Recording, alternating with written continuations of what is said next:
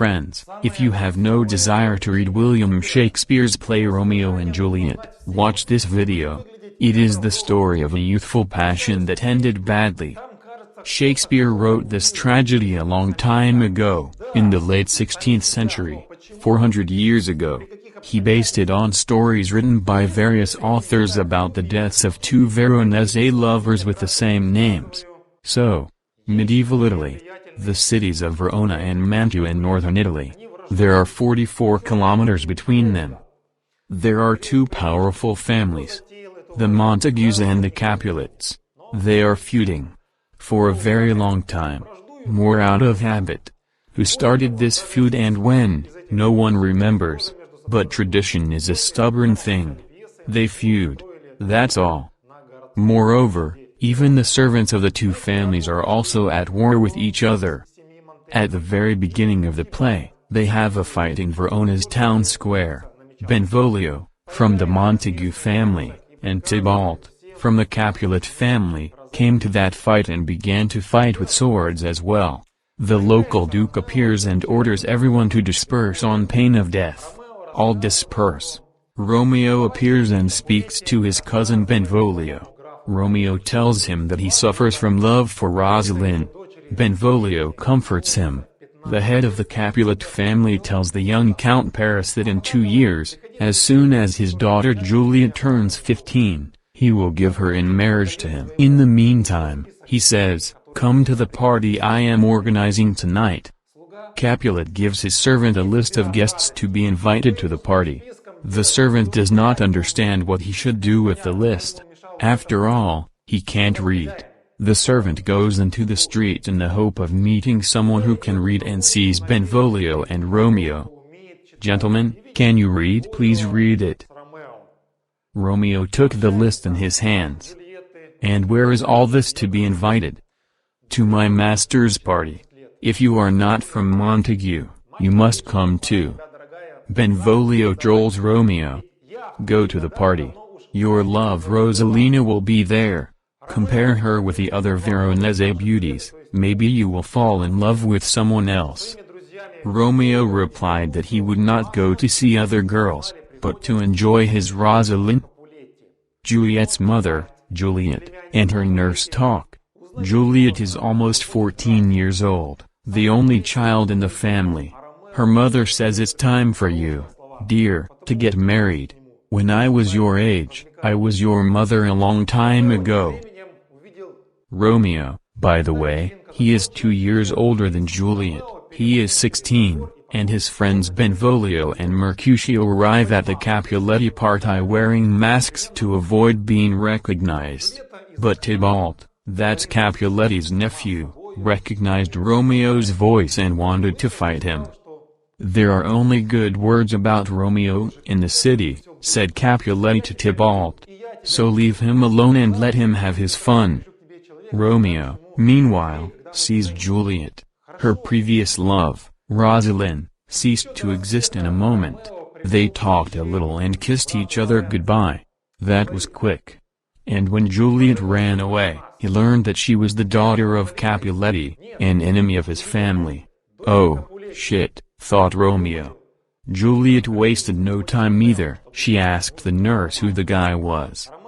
"That's Romeo, son of Montague," the nurse replied. "Oh, shit," thought Juliet. When the party was over and everyone was gone, Romeo swung over the fence and went to Juliet's room. He knew that if he was caught there, he would certainly be killed. Juliet spoke aloud to herself from the window about her love for Romeo. He heard and said he was here. "I love you," Romeo confessed. "And I love you. Tomorrow morning at 9 a.m., I will send a man to you, tell him where and when we will get married." "All right." Even before dawn, Romeo came to the priest, Brother Lorenzo. He says, "Marry us today." "You and Rosalind?" "No. To Juliet, Capulet's daughter." "Oh, my goodness. What about Rosalina, the one you loved?" "I don't love Rosalina anymore, I love Juliet. I want to get married." In the morning the nurse finds Romeo to find out the right information. Romeo said to tell Juliet to come to brother Lorenzo in the evening. He confesses her first and then marries them. In the evening Juliet arrives at the church. Romeo and the priest were already waiting for her. They married and left. An hour after the wedding, Romeo, Mercutio and Benvolio meet Tybalt and his friends. Provocation ensued, followed by a fight. Romeo tried to stop it. After all, Tybalt had become his kinsman an hour before. But Tybalt wounded Mercutio and fled. The wound was severe, and Mercutio died. Tybalt returned. Then Romeo killed Tybalt in a fight with his sword. Afterwards, fearing the wrath of the Duke of Verona, Romeo flees. The citizens, the Montagues, the Capulets and the Duke gather around the murdered men. The Duke decided to banish Romeo from the city for murder. The nurse tells Juliet that her husband killed her cousin Tybalt, and Romeo was banished from the city. At first the girl was outraged at Romeo's action, but then she thought that if he had not killed Tybalt, Tybalt would have killed him. At this, Juliet spoke with such bitterness of banishment from the city as if it were tantamount to death. Juliet told the nurse that she wanted to have sex with Romeo tonight, and he was banished. What to do now? "Alright, I will get you your Romeo. I know where he hides." Brother Lorenzo informed Romeo of the Duke's sentence. "You have been banished from Verona." "Oh, no, better death." "You fool. You are only banished from Verona, and the world is a big one." "No, Verona is the world to me." "What an idiot," thought Lorenzo. "Here comes the nurse." "Where is that goofball?" she asked. "There it is, lying on the floor in snot." "My Juliet is the same." Lorenzo says to Romeo, "Are you a woman or a man? Pull yourself together. You should be glad. Tybalt hath not killed thee, thou hast killed him. The Duke has not sentenced thee to death, but to banishment. Go to Mantua, 44 kilometers from Verona. You will wait it out. We will tell your families you are married. They will get over it.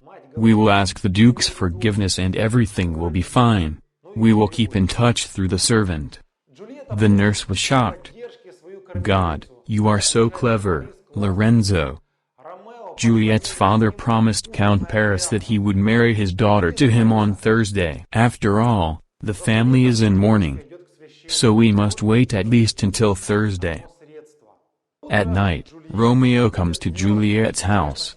The author does not write anything about it, but it is clear what they were doing. In the morning Romeo left. It was their last meeting when they were both in good health. In the morning Juliet's mother came to Juliet's room. "Are you grieving for your brother?" "Yes, I am." "It's all right. I have a friend in Mantua who will poison Romeo. But I have even better news for you." "What's that?" "You are getting married to Paris on Thursday." When the father found out that Juliet didn't want to marry Paris, he started tearing his hair on his ass. "You disobedient beast," he shouted. "Your birth is a curse on us. If you don't marry Paris, get out of the house. Go to hell. Be a beggar or die under offense." "You are not my daughter," echoed mother. Juliet asks her nurse for help. She said Paris was a great fiancé. Romeo is a kitchen wimp compared to him. "Marry Paris," said the nurse. The girl went to the priest for advice. He told her there was a remedy, a special poison. If she drinks it, she will appear dead for 2 days. When she wakes up, Romeo will be there to take her. Juliet immediately agreed to this. In the evening the girl drinks the poison. She put the dagger next to her just in case. In case the poison didn't work, she could always kill herself with the dagger. The girl drank the poison. The next morning, Juliet was found dead. Of course, everyone was upset. A servant brings sad news to Romeo in Mantua. The boy went to the apothecary and bought poison from him. The apothecary at first refused to sell, because mantua law stipulated death for selling poisons. But money solves many things. The fact is that Brother Lorenzo, after giving the poison to Juliet, immediately sent a messenger to Mantua to deliver a letter to Romeo, in which he told about his plan. The messenger failed to deliver the letter. Therefore, Romeo did not know that his Juliet was actually asleep and not dead. In the evening Romeo went to the crypt where Juliet was lying. Paris was already there, bringing flowers to Juliet. "Listen, friend, get out of here. I don't want to talk to you now," Romeo told him. "I am going to fight you," Paris replied. "All right." Romeo kills Paris. Romeo takes his body to the crypt. Inside, he saw his Juliet, with all the signs of a living person. But, idiot, couldn't tell a dead body from a live one. A touching farewell scene, and Romeo drank the poison. Brother Lorenzo enters the crypt. Then Juliet woke up.